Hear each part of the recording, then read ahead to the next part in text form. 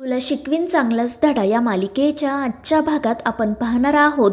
भुवनेश्वरीने सांगितल्याप्रमाणे चंची अधिपतीच्या खोलीत जाते आणि तिथे आवराआवर करायला सुरुवात करते. त्याच वेळी अधिपती त्या ठिकाणी येतो.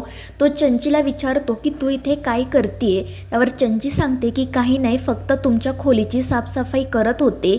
त्यावर अधिपती सांगतो पण आम्हाला अशा गोष्टींची सवय नाही, तू जा इथून. मात्र चंची म्हणते की तुम्हाला तर मास्तरीणबाईंची सवय असेल ना.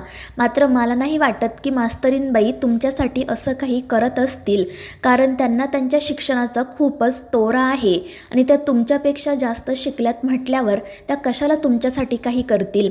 ती असंही म्हणते की आहे तर ती साधी शिक्षिकाच, पण तिचा तोरा असा असतो जशी ती खूप मोठी सायंटिस्ट आहे. आणि तिचं ते बोलणं ऐकून अधिपती चिडतो.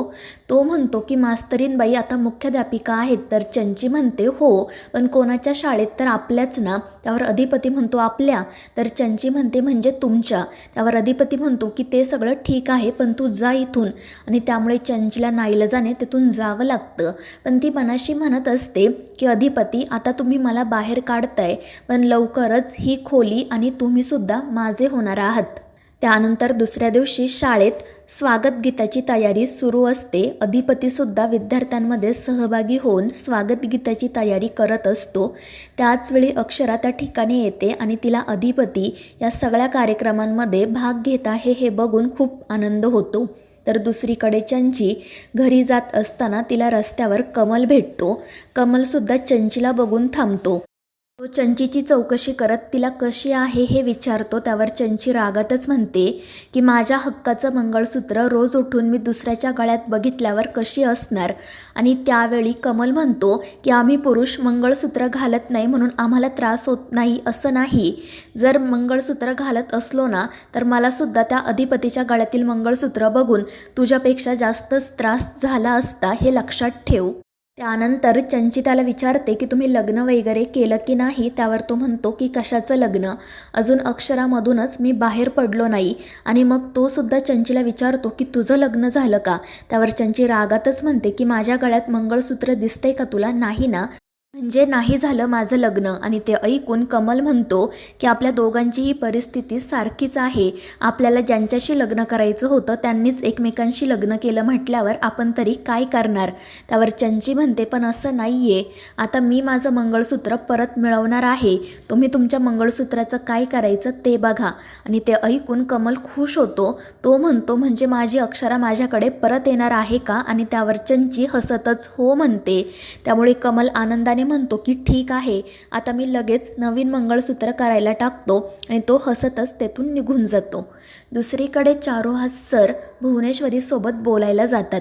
भुवनेश्वरी म्हणत असते की तुम्हाला मला चंचीबद्दलच विचारायचं असेल ना, विचारा काय विचारायचं आहे ते. आणि त्यावर चारुहास सर म्हणतात की तू तिला या घरात कसं काही ठेवून घेतलं, तुझा शब्द म्हणजे ब्रह्मवाक्य वगैरे असताना. आणि त्यावर भुवनेश्वरी म्हणते की मुळात आम्ही आमचा शब्द मोडलाच नाही. आणि चंची कुठे या घरात राहते, ती तर घराच्या बाहेर नोकरांच्या खोलीत राहते. आणि त्यावर चारुहास सर म्हणतात की ते काही असलं तरी काही ना काही कारण काढून ती सतत याच घरात पडीक असते ना. त्यावर भुवनेश्वरी म्हणते मग मी तिला नोकरांप्रमाणे काम करायला सांगितलं आहे म्हटल्यावर ती काही दिवसभर तिच्या खोलीत बसून राहील का, काम करण्यासाठी इथे येणारच ना. आणि त्यावर चारुहास सर हसतच म्हणतात की वकील कसे कायद्यामधून पळवाटा काढत असतात तशा पळवाटात तू सुद्धा काढतीये, तुझा शब्द मोडू नये म्हणून. पण एक गोष्ट लक्षात ठेव, जे लोक तुला चांगलं ओळखतात ना त्यांना असली स्पष्टीकरणं देत जाऊ नको. त्यावर भुवनेश्वरी म्हणते की वकिलासारखं आम्ही नाही तर तुम्ही बोलताय. मगाशी तुम्हीसुद्धा सगळ्यांसमोर म्हणालातच ना की सुनबाईंना घरात आणायला हवं. त्यावर चारुहास सर म्हणतात की हो, काही झालं तरी मी अक्षराला या घरात घेऊन येणारच. आणि तू असं अजिबात समजू नको की आता अक्षरा इथे नाही आहे म्हटल्यावर त्या चंचलाला अधिपतीच्या मागे पुढे करायला रान मोकळं आहे. अजून मी या घरात आहे एवढं तुझ्या लक्षात असू दे. आणि त्यावर भुवनेश्वरी म्हणते की तुमची तब्येत एवढीसुद्धा सुधारलेली नाही आहे, त्यामुळे तुम्ही फक्त गोळ्या खा आणि आराम करा, उगाच नको ती स्वप्न बघू नका. तर चारुहास सर म्हणतात की स्वप्न मी नाही तर तू बघतीयस. आणि त्यावर भुवनेश्वरी हसतच म्हणते पण आम्ही जी स्वप्न बघतो ती सत्यात उतरवतो. पण चारुहास सर तिला सांगतात की तू एवढी ही स्वप्न बघत जाऊ नको की कधीतरी ही स्वप्नच तुझा घात करतील आणि मग तुला डोळे मिटायला सुद्धा भीती वाटेल आणि मग त्यानंतर ते तेथून निघून जातात. तर दुसरीकडे चंचला सरळ शाळेमध्ये जाते आणि ती अक्षराला जाऊन भेटते. तिला असं अचानक शाळेत आलेलं बघून अक्षरा खूप घाबरते. हिने जर अधिपतीला बघितलं तर खूप मोठा प्रॉब्लेम होईल याची तिला सतत काळजी वाटत असते. ती चंचलाला विचारत असते की तू अचानक इथे कशी आली आणि मुळात तुला आतमध्ये कोणी सोडलं, कारण बाहेरच्या माणसाला शाळेत यायला परवानगी नाही आहे. आणि त्यावर चंचला हसतच म्हणते, अगं पण मला कोण अडवणार आणि तू मला चहा कॉफी हवी आहे का असं विचार, हे काय प्रश्न विचारतीये. आणि त्यावर अक्षरा म्हणते की आपण बाहेर कुठेतरी भेटूयात आणि मग बोलूयात. मात्र चंची काही तेथून जायला तयार नसते. ती मुद्दाम अक्षरासोबत वेळ घालवत असते आणि मग त्यानंतर ती अधिपतीचा विषय काढत म्हणते की त्या दिवशी तुझ्या आईने त्यांना फोन केला तर ते लगेच मला घ्यायला घरी आले. मात्र त्यांचं तुझ्यावर एवढं प्रेम असूनही ते तुला अजून एकदाही भेटले नाही, हे तुला तरी पटतं का. आणि त्यावर अक्षरा तो विषय टाळण्याचा प्रयत्न करते. मात्र चंची सतत त्याबद्दलच बोलत असते. तर दुसरीकडे अधिपती मुलांसोबत स्वागत गीताची तयारी करत असतो आणि त्यावेळी तिथे असणाऱ्या मॅडम मुलांना सांगतात की जा आणि अक्षरा मॅडमला बोलावून आणा. तर अधिपतीच अक्षराला बोलावण्यासाठी निघतो. तर इकडे अक्षरा चंचीला सांगते की चल आता तू जा इथून, मलासुद्धा वर्गावर तास घ्यायचा आहे आणि जर तुला पुन्हा कधी मला भेटावंसं वाटलं तर सरळ घरी ये किंवा आपण बाहेर कुठेतरी भेटू. शाळेमध्ये असं भेटणं मला अजिबात आवडत नाही. आणि त्यावर चंची म्हणते ठीक आहे आणि ती तेथून जाण्यासाठी निघते. तर अक्षरा म्हणत असते की मी तुला सोडवायला येते. तर इकडे अधिपती आनंदाने धावत पळतच अक्षराकडे जात असतो आणि मग त्यानंतर अक्षरा चंचलाला घेऊन तिच्या केबिनमधून बाहेर येते.